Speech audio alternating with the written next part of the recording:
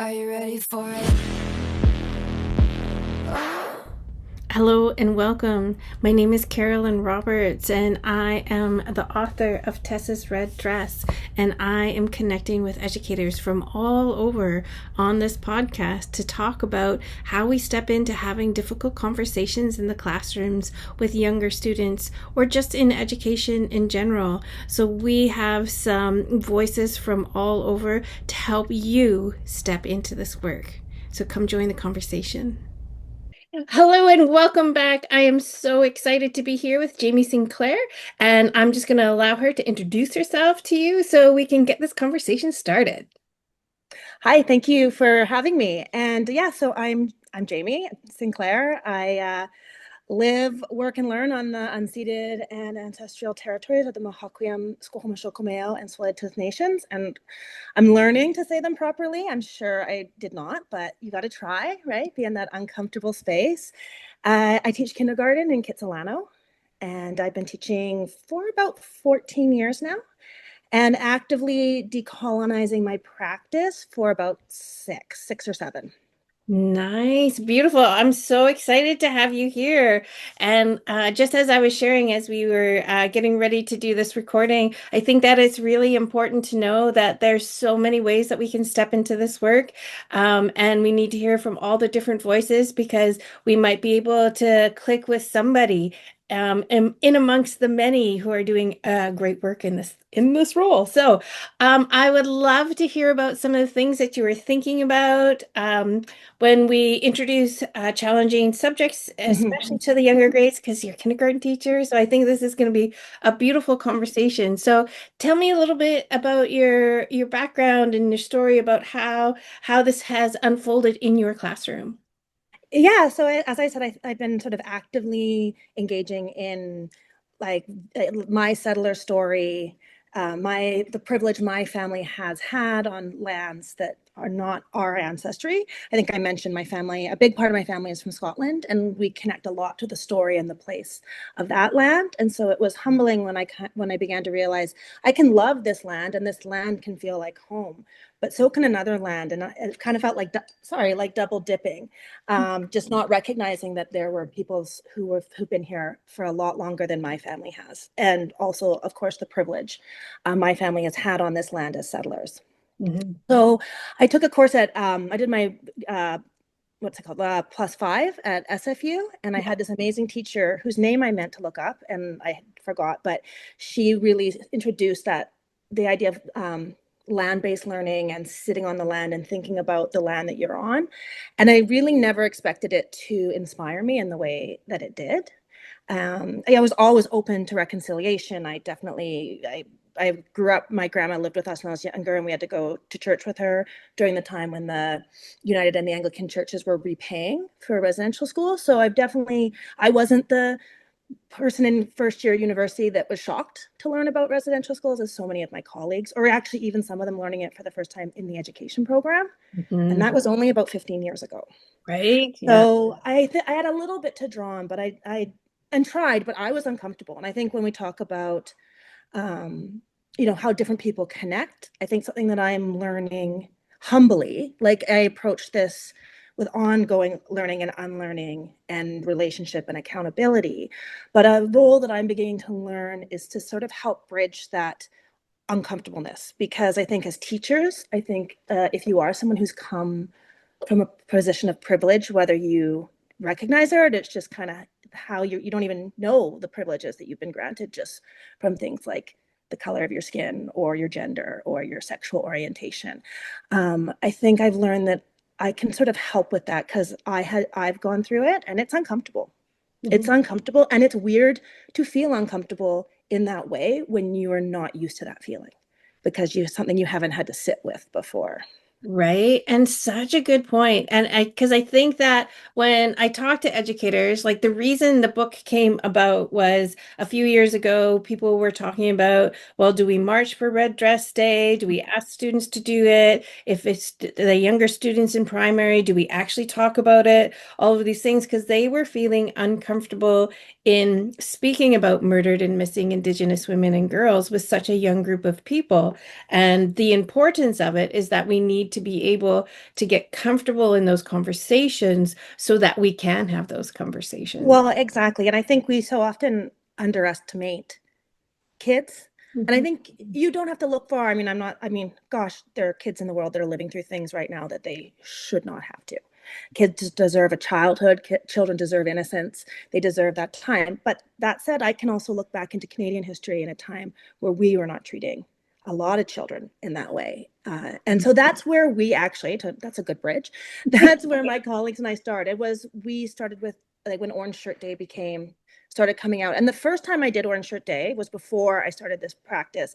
And I was working at a school in East Van, and there was only one Indigenous family in the school, at the school I happened to work at, and we had Orange Shirt Day, and I forgot, and most of the kids didn't wear orange shirts, and I remember hearing afterwards that how disappointed this family was, and it took me a while. I didn't understand the importance of those symbols, of those taking that time to recognize. And so since that day I've always tried to do something along the lines, something that connects with Orange Shirt Day.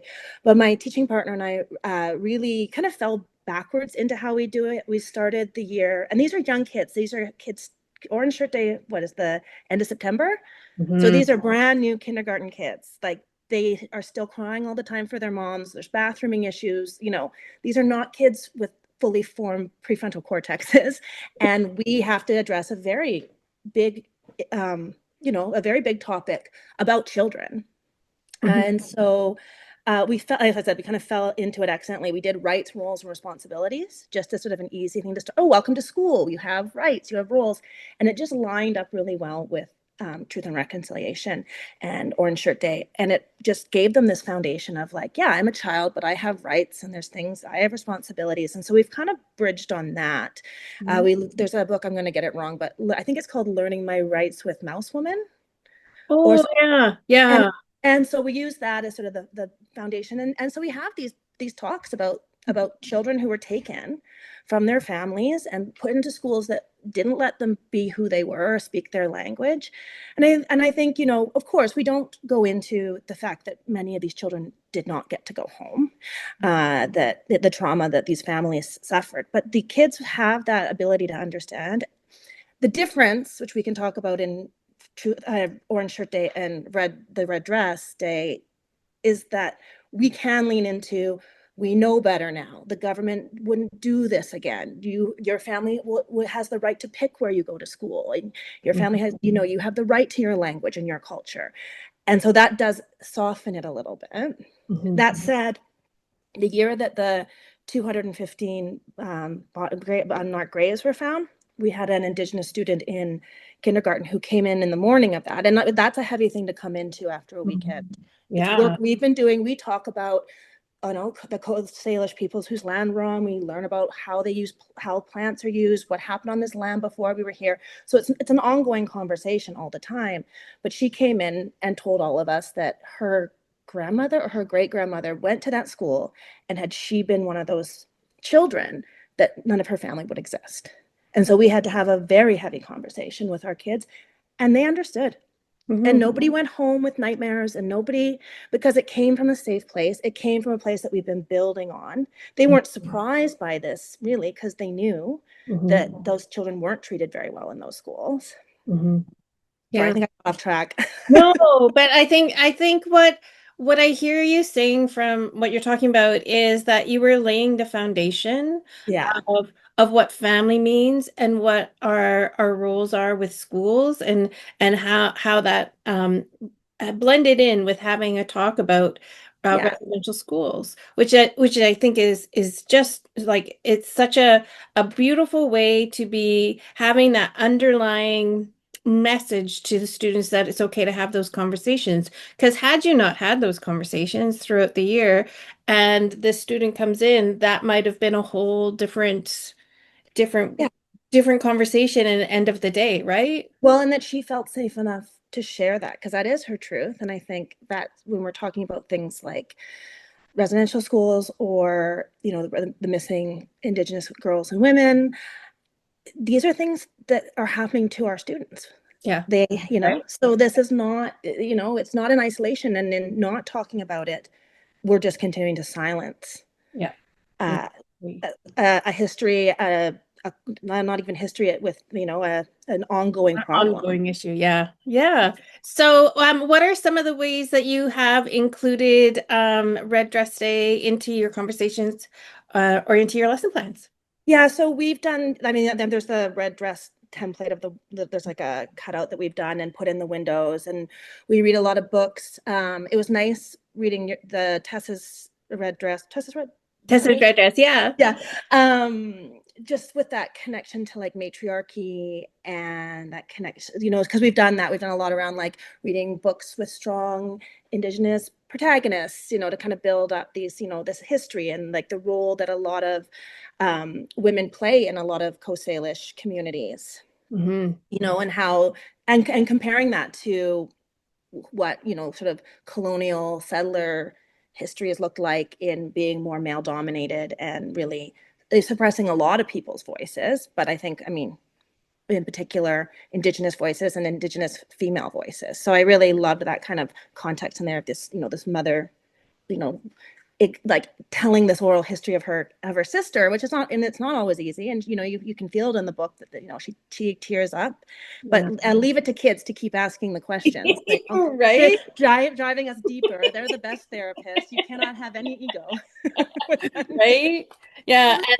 And I'm going to share the picture because I think it's the one that you're talking about. It's my favorite spread in the book, um, which is this Yeah, picture, and Mom is tearing up because she misses her sister and she misses the fact that they can't make new memories, right? And that was a really important piece for me to be able to talk about in the story, to know that when we are missing a core person in our family, what does that mean? And just like that little human that came in, we wouldn't be here had it not been for, right?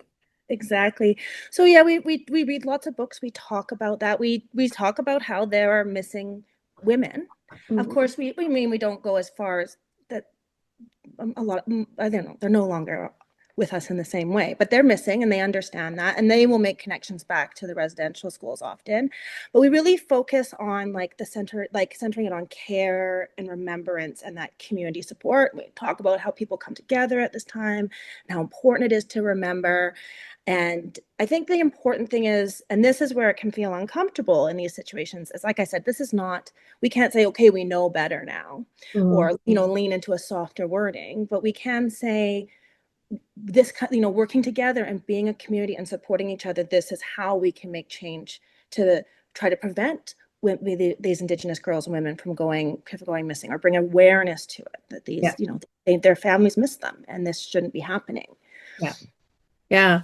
And I think that that's also a big part of the conversation when I was working with Indigenous departments Mhm. throughout the province. There was lots of questions on, do we celebrate? Not celebrate's the wrong word. Sorry. Do we recognize Red Dress Day? Do we march? Do we not march? How do we talk about it? And lots of the primary teachers were really worried about the word murdered within the context of what they were talking about. And they really just wanted to take it out. And lots of people have taken it out.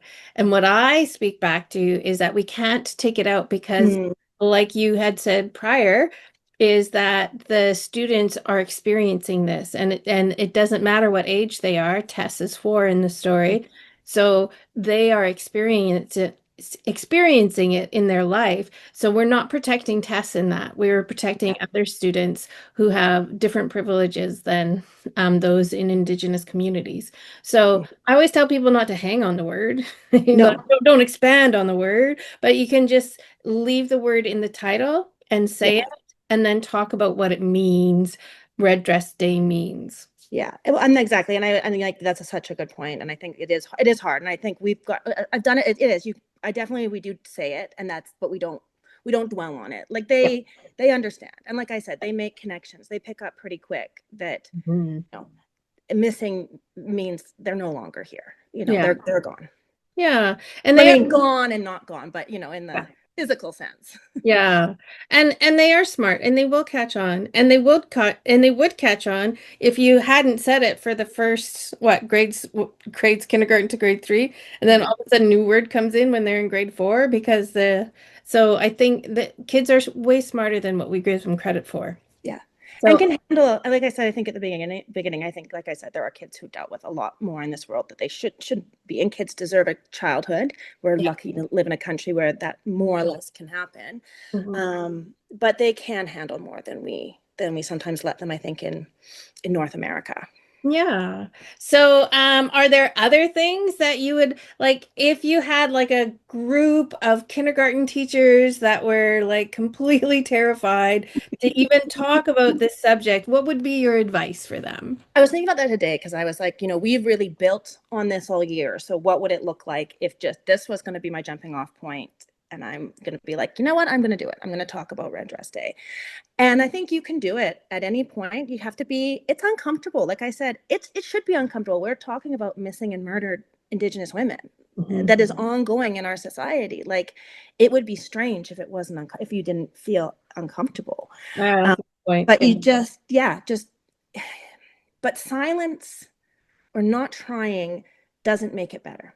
And it doesn't make it any less uncomfortable. Mhm. And I think, we've just, if, I mean, I guess I'm speaking, if I was speaking to someone who came from my, um, only my perspective or my background, because Yeah. someone else might come with their own version or their, but yeah, if there anyone that, if you're feeling nervous about their age or what, that you might do something wrong, I think that's another big anxiety for lack of a better word, for settlers Yeah. who are, who want to do the right or want to make the progress in the school systems, because that's where reconciliation is playing has to play a big role. It's a Yeah. big part of a lot of the terrible things that happened in our past. And I think they get really nervous about getting it wrong. Mhm. I think you have to hold space that you could. I did. I Yeah. made a whole bunch of totem poles with a group of kids. It was a great project. It looked beautiful. And then and then I learned, you do the best you can until you know better. And when you know better, you do better. I think Yeah. holding space, and as I said, if you come from a place where that's never been, privilege comes with kind of a security that you probably know how to speak and know what to say and know how to do things that you don't feel uncomfortable very often. And I Yeah. think, holding space for that uncomfortableness, for that it's okay to say, you know what, I tried and maybe I could have looked deeper or maybe I could have asked somebody, but I'm okay. But I'm going to keep trying and I'm going to keep moving forward in this sort of awkwardness that is really hard, but really important work. Yeah. Yeah. And I don't know necessarily. I think it's all teachers in general. Like Okay. I feel I feel like I feel like we all might come at different things Hmm. in a different like an uncomfortable way. For me, I guess I think about it like when I share this topic in my classrooms, I'm sharing about my family, I'm sharing about my community, and I'm sharing about the trauma that has impacted us. So I feel like there's also a sense of fear. What if I get this wrong and then I impact the educators in my classroom to not want to teach it or to not feel like they can teach about it or that it's only me that should be teaching about it. Do you know what I mean? Yeah, and also probably like I mean, now talking for you, but like for me, I would think of vulnerability too. Yeah. That must be such a vulnerable place to. Yeah. So I think that there's a myriad of stuff that prevents like a lot of different feelings about how we do this work. So what were some of the things that helped you feel more comfortable into doing the work I think after the first, learning for mistakes? yeah, the first thing is just trying, like just Yeah. trying. I think the second part was seeing like seeing the understanding that my students started to get. I remember actually probably the same year as the student who unfortunately, whose family had a residential school passed, or I don't, it passed isn't even the right word, just residential school trauma. Yeah. With the end of the year, we were doing money, and I had these like Canadian books that kind of like they're symbol books. So, oh, here's the beaver, and so we're okay. We're learning about the nickel. Yeah, the nickel. I was like, not the dime, the nickel. And at the end, it talked about when settlers came, one of the reasons the beavers on the nickel is they were trading for the beaver pelts, and then they gave them this and that. And I stopped for a second and I sort of said, what do we think here? Do we think, with everything we've talked about this year, how do we feel? Do we feel like they were getting a fair trade? Do you think that and all the kids were like, no, no, they wouldn't have been. And that wasn't we didn't teach about, other than, we didn't teach about settlers. It's kindergarten. Yeah. But like seeing that it was giving my students an understanding Hmm. that a lot of my generation, I mean, we can go even further back, didn't get until if they went to university, Yeah. if, there's a lot of people with a lot of big gaps in their understanding of Canadian history. Yeah. Shared history. Yeah. Right? For sure. So a big part of the book, in the back of the book, that I probably didn't send you, I probably just sent you like the story itself, is condensed um I condensed chapter 4 of the report, and I put it in the back just so that parents and teachers alike could have a look at it to get some of their own background knowledge, Mm-hmm. to be able to better support them in their own understandings of teaching about it. So what are some of the ways that you would encourage others to step into learning more or talking about it in their classrooms? Yeah, and I think I mean, it's getting like, for lack of a better word, it's getting easier because I think as there's becoming more things out there on the internet, and more credible things, more Yeah. people stepping up and sharing their stories. You've written this picture book, which is I mean, as a primary teacher, we all know a good anchor book is going to set your lesson. That's the best jumping off place, and Mhm. knowing it's actually written by an indigenous person, it's illustrated by an indigenous person. I think, as a sidebar, always remember to talk about those people when you read the books if you're not. But Yeah. um, Right? Yeah. yeah, I think there's just more people are more. I guess I should say more Indigenous people are opening up and being willing to share their knowledge with teachers, and I think that's a shift I've seen in the last few years. And I don't say that coming from a negative place. I actually see it as like the work that I'm trying to do and the work that being open is allowing that, because I can't imagine what it was like for so many years to feel not heard, or to have your culture taken as like a tourist trap, like show. So it feels really nice that now there's just more of a connection, because when we first started, it was hard. Like, you're kind of on the internet trying, and and not that there weren't people out there, of course there were, but and then trying to make it for a primary lens, and Mhm. it's that. So I think if looking now, there's lots of great resources to Mhm. go to, but if you are looking, make sure that, yeah, you're making sure that they're not um non-indigenous. I mean, Not I would Indigenous. also say, like, check your picture books at school, because there are some that You're still there. probably just need to be archived. They Yeah. And I think what people think is that once you've kind of gone through them, you're good. But it's an ever evolving thing that yeah, we learn about people that may not be Indigenous, that said they were Indigenous. So there's those pieces. And then yeah, maybe anchor books that we've always used because we really like them. And then you realize, oh no, this actually isn't an Indigenous story. What do I do now? So and knowing that that's okay. I have recommended books to people. You should read this book because it talks about this, this, and this, and I think they did a really great job of it. And then I find out that they're non-Indigenous, and I'm like, don't use this book. yeah. You're like, oh, it had such good. There is a book like that I used to use, and I was like, oh, it had such good advice, but it's not. Right? So, but Yeah, I can take from it what I can, but yeah, yeah. not. Yeah, and then what I tell people is that it's okay if you're like so in love with the book. It's not that you can't use that book, you just can't use it as your Indigenous education resource. Because It's there's true. some books that are really good to talk about feelings, but it's not an Indigenous resource because it's not actually from an Indigenous Yeah. person or from an Indigenous lens, right? So I think there's that part too. Or yeah, if you like the story that's in the book, you can probably find it now written from Oh, a yeah. better perspective. There's the beautiful thing about today is that there's so many Indigenous authors making so much beautiful work. Oh, such beautiful content. And I think, I mean, totally honest. Oh, gosh, I'm not sorry. I'm really good at derailing things. On a total sidebar is just there's so many great books. If your library, your primary library is feeling like you've been reading the same books for the last 10 years, like an easy way to weave Indigenous content into your classroom just to have that foundation for when these days come up. Um, there's just so many great authors out there. I mean, times I'll be like, okay, I want to do this project on measurement outside.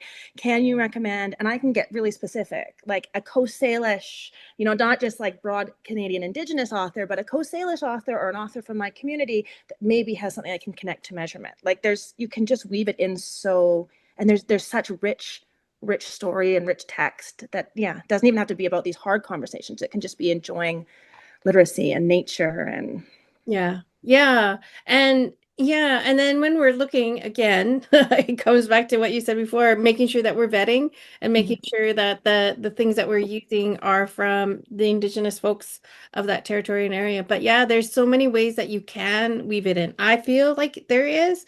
But it's just a point of pointing people in the right direction yeah. and hopefully things will shift and change. And I feel like you. I feel like things are changing within spaces that we're in and educational Mhm. spaces that we're in for people who are wanting to step in and wanting to, for lack of a better word, be brave to just to try.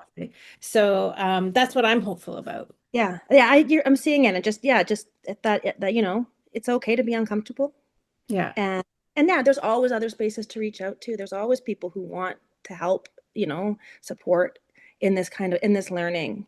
And the other thing I've noticed that is, I think, important and even with like Red Dress Day, is try to keep it local. I think sometimes teachers look at this, they look at like Canada, and I'm like, that is a lot of different Indigenous Yeah. culture and language, and let's think of the land we're on, the peoples who've been looking after this land for centuries. Like, go small, think, like, just look up some local nations in your community and reach out to them too, because there's a lot of people who are want to come in, want to share, which is like, I think that actually that's the biggest part, is just learning, especially as a teacher. We like to talk, we don't like to listen.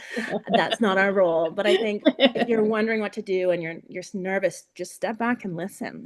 It's not our time anymore. As a settler, it's time to step back. It's time to learn. Yeah. Yeah. Yeah, that's really good too. I always say start where you are and work your way out. And if you are going to talk about people and things from another location, bring out a map. This is where they are, and this is what community they're from and languages they're from, so that we can start moving away from this pan-Indigenous view of Indigenous people, because Yeah, we are not all the same. We are all very multi-layered and complex, and yeah. it's good for students to know. Yeah, that's a good. Yeah, I see so much good and so much good work that teachers are trying. Yeah, but I have to say, I tutor, so sometimes I get to see other work, and I think I'm moving away from this broad term of just blanketing everything as First Nations. I think if you haven't done that yet in your practice, that's your first step. Like, like that is a term, but like, let's go a little bit smaller. Yeah. Yeah. Like, And let's look at, like, you can look at even Canada now. Vancouver people are very different from people from Newfoundland. Like, you can't think that everyone across this huge piece of land are yeah. going to have similarity. They are, but they also are going to have differences because the land is different. Yeah. 100%. Okay. So one last question. Sure. You take a look at the lesson plan. I did, yes. Yeah. And what do you think about the lesson plan? What is some advice for folks to help work through it? I think I loved it. And I Yeah. love, like I said, like, okay, here, if you're feeling nervous, there's a lesson plan that is so easy. You've like mapped it out so well for primary class. And I loved the generational, like the matriarchal, like the layers with the string. And I was thinking a lot about how, making connections I mean, we make connections to the land. And so when we go out to outdoor learning, so I was like, oh, an extension on that could be really focusing on the Coast Salish women of our community and what was their role on this land, or what is their role on this land? How, because the Tatlow Park is a park that's close to where I work, and so we take the kids there. We've been talking a lot about it's being like they've sort of tried to bring back a creek that was there called First Creek that used to run like way from up like 20th all the way down to English Bay, and was a salmon run. Mm-hmm. And of course, colonialism just made it a community, and then put a park in with trees, and it did still have a little creek. And in that area, because we have like every time it rains, it floods in our field, and you know there was not supposed to be land on some of these spots. So we've been talking a lot about that, and how trying to bring back the natural indigenous plants, and the salmon won't come back because they won't go under the road, but what might come back if we step back, and what roles people play in, like bringing this place back to how a little bit more like how it was. So thinking about that, I'm like, oh, maybe looking more at just the female, the matriarchal side of that, and the roles. Kids can connect to the roles of their grandmothers or their mothers or their aunties. I definitely have a strong matriarch in my family.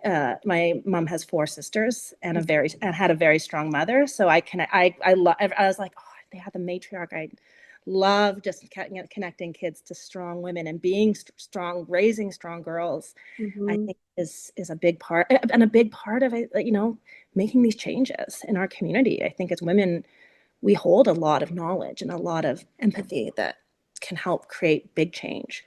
Mm-hmm. Beautiful. Beautiful. What a great way to end. Thank you so much. I really appreciate your time with No, us thank you. today. And yeah, that's great. Thank you so much for joining us today and listening to Jamie tell us about how she steps into the work. I am looking forward to talking to more of you. So if you are interested in coming on the podcast, please let me know. Send me a request and you'll find the form right on our webpage at the bottom of the Tess resource page. So looking forward to hearing from you and hearing about all the different ways all of you are stepping into this work. Have a great day. Are you ready for it?